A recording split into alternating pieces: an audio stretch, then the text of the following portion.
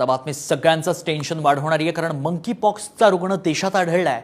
धक्कादायक माहिती समोर येतेय। तब्बल 116 देशात मंकी पॉक्सचे रुग्ण आढळलेत। मात्र हा एकच व्हायरस नाहीये, पृथ्वीवर 10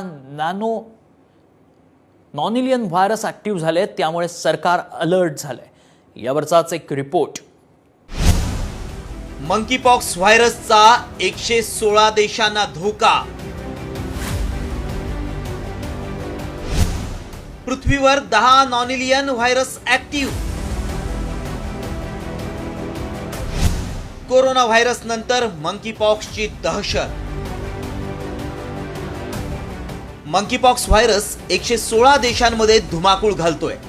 अनेकांचा बळीही गेलाय, त्यामुळे लोकांमध्ये भीती निर्माण झाली आहे।